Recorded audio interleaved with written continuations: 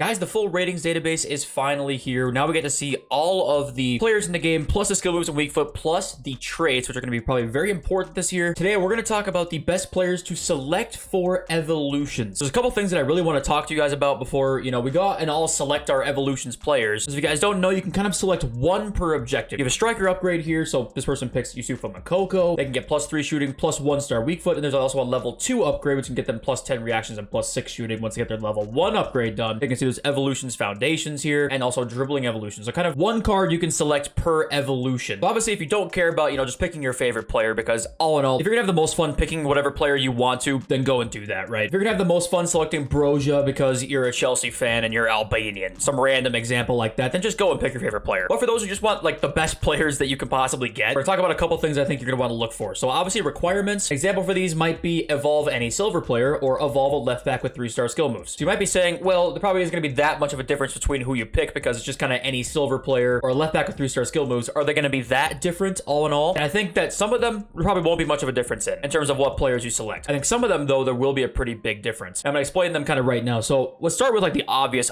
things, right? If we go and look at, evolve a silver player, the reason Mukoko was one of the players everybody kind of wanted to select was because decently high pace, good dribbling, finesse shot, technical, flair, acrobatic, Trivella, and first touch traits. All fantastic traits there. So this does make sense to try and select somebody like this. Now, keep in mind, Mukoko is not a silver this year. He is a 77, so this is just, an example, right? This is a good place to start. Pick players with good skill moves and weak foot. A lot of playstyles. I think these playstyles will be very, very good this year and pretty important. And obviously, he has decently high pace. So whatever stats, you can build around him, say you're gonna, up the shooting, pick somebody with high pace, obviously. And if it's like last year, you're probably gonna want some physicality in there as well. So it's kind of like the obvious ones, right? That kind of makes the most sense. Most people probably pick their players just based on the stats, which is not the worst way to do it. But, as you guys know, in FIFA, some players are better than others with the exact same stats, right? If you're not familiar with FIFA, there are certain players that just get better animations than others, whether it be shooting, passing, dribbling. There's no real way to quantify it, really. You just kind of get a feel for the card, and you can tell pretty quickly whether a card gets great animations or not. But for example, an Alexander Lacazette card, say you can upgrade a little bit higher of a card of a certain evolution. I know Lacazette has fantastic shooting animations. I always love Lacazette's shooting in FIFA, so I know if there's some sort of evolution coming along that's going to be pace, where I can upgrade, that's going to be the one player I'm really going to think about picking. The next question might be, well, how on earth do we tell if a player gets certain animations when there's no stat telling us? There's no real way to tell at all other than just playing with the player to know if he gets like these animations. There's no stat, there's no trait, there's no nothing, right? So one way I've seen like a big correlation on certain players that always play better in game than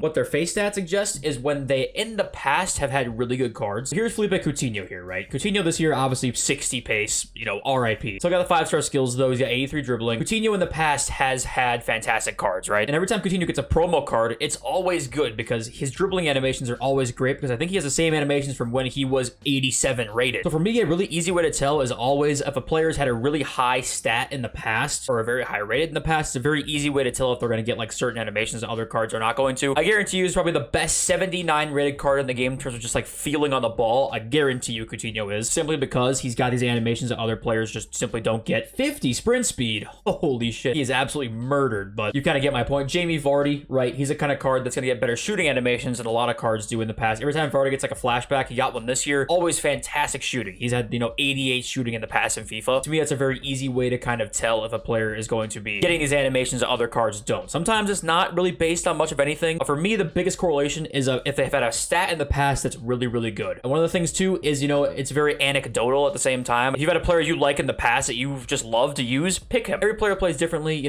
pick a player that you really think is going to be good for you at the end of the day. To me, you really want to factor in a lot more than just the face stats of a card, right? Say you can pick Matoma here and up his shooting. For whatever reason, last year, Matoma's card, I wasn't really a big fan of when it first came out. I think it was a fantasy FUT card because he just felt like basic to me. It just didn't feel like anything special. And that's kind of my point here is start with the face stats and then look almost everywhere else. Maybe you liked Matoma last year, so you're going to want to pick him. But every player plays differently, and you're going to want to pick players that you've had success with in the past that you like. My point is, you want to start with the face stats and then like look at everything else. Don't just pick a player because the face stats look good. I actually think that could be a mistake. And a prime example of this, you guys know Renato Sanchez is not a 78 rated card, right? This card, whatever reason, it's like the body type, the animations he gets are ridiculous. Do some digging first before you just select your first like evolutions player that qualifies for it, because fuck it. There will be some cards that are better than others. I'm telling you that right now. They can have the exact same stats and some cards will just be better than others because of certain animations. You got play styles as well, and obviously skill moves and weak foot, important to base your card around. You know, it's kind of obvious. But what I will say also is, to me personally, I would actually wait on a lot of the evolutions right now for at least the first like day or two of the game. Get a feel for like what the meta is. You know, say it's like last year and strength is actually really, really nice and kind of important on cards. You might want to upgrade Alexander Isak compared to somebody else. If you just start immediately like the first game you play, you put, select an evolutions player, it might put you at a slight disadvantage. I actually would be kind of down to like wait a day or two just to see what the game is like. I know it's not as fun, and trust me, if you want to start right away, you sure can. But if you really want to like maximize your team, I am fine waiting a day or two, seeing how things play out, and then really evaluating from there. I'll probably make another video right when the first couple days of the game is happening to like get a more in-depth selection on some evolutions players when we played the game a while, because I think evolutions players, like if you pick the right player, could like be really integral to your team. So it's kind of important to really try and like gauge what is going to work and what is not going to work, and what you want to put up on some stats and what players you're going to want to use. So that's kind of like my first thoughts on evolutions players right there. Now, we did get some interesting pitch notes today from EA. The Penthez sums it up well here. It's going to look at his tweet. No more red player picks from FUT champs, but rewards scaled better as per the time of the game. It looks like to me we're going to actually have more FUT champs changes in rewards more often to better reflect the time of FIFA, right? So we'll have TOTS rewards, maybe some other promos in there. Would be really awesome. So that's, on first glance, for the red player picks part for the start of FIFA, kind of sucks because you could get some like really nice reds for like the first couple months of the game. But if there's better rewards outside of that, then I suppose no one's really going to care that much. Rank 2 and above has better champs rewards. Most people probably won't even care about that, but it is probably better that rank 2 and above get better rewards, because if you finish there, it's like pointless. You know, you barely get any better rewards than rank 4 at the end of the day. Div 2 and above in Rivals also has better rewards. That's nice. Makes it more of a worthy grind than the past couple of years, right? Squad battles, 6 minutes down to 4 minutes. We saw that. Also 40 games down to 32 for rewards. That's nice. Evos have normal and promo specific slots. So that's really nice to see, because I'm assuming that means there's going to be some lower evolutions players that are in like a said promo that you can upgrade, which is kind of nice. Makes the lower rated promo team cards that like nobody ever cares about, like you can at least use them. You know, you can upgrade them how you want to. I'm assuming that's what that means. Team of the week will be minimum 80 plus rated for every team of the week, and skill moves and weak foot upgrades will now carry through to future team of the weeks. What I think this means is that, say a player gets a nice skill moves and weak foot boost on like their first inform, or second inform, if they get one, will have the same boost no matter what, which is kind of nice. And also team of the week being minimum 80 rated, also nice, because, you know, 75 to 79 rated team of the week cards like were pretty much useless, let's be honest, apart from the 10k discard. Icons will now only have a base version. We know this by now. You know, they have a new base version. Icons will also now have many more campaign versions, which we kind of figured already as well. So some of the icon stats were not correct, by the way. Here's like a few of the upgrades. Rude Hullet is in Hullet Gang. The leak was that he was not in Hullet Gang, but he is. Henri has plus 10 balance, which is very nice. He's 91 rated. Van Nistelrooy now is a 4-star weak foot, and Dino there, who you can't really see. Let's just exit out of there so you can kind of see it. I'll zoom in here. Just has a very, very good card, right? So we did get some icon downgrades. This could be a good thing or a bad thing to me. You know, if the icon versions are not very packable, then kind of sucks. And if said icons, you know, just get absolutely shafted and don't get certain promo cards like Johan Cruyff did last year, you end up with cards that are even less usable than before. But I think that, you know, we'll see what happens. We can't really make a judgment at the moment. I think it could be good or it could suck. Here's evolutions coming in promo form, starting with Centurions in the early stages of FC24. You got the base, you got the in progress, and you have the completed evolutions card, which those three, you know, designs are very, very nice. So yeah, it looks pretty awesome. I'll be honest, it does look pretty awesome. I am pretty hyped for this game, more so than usual, and I don't want to, you know, have my rose tinted goggles on all the time, right? Because, you know, as we know, there's going to be broken shit in the game, and you can't trust EA almost ever. But I will say it looks pretty good so far, and I'm excited. If you want to stay up to date with all the stuff, you can subscribe to the channel. I love you all. Since Russo. Peace.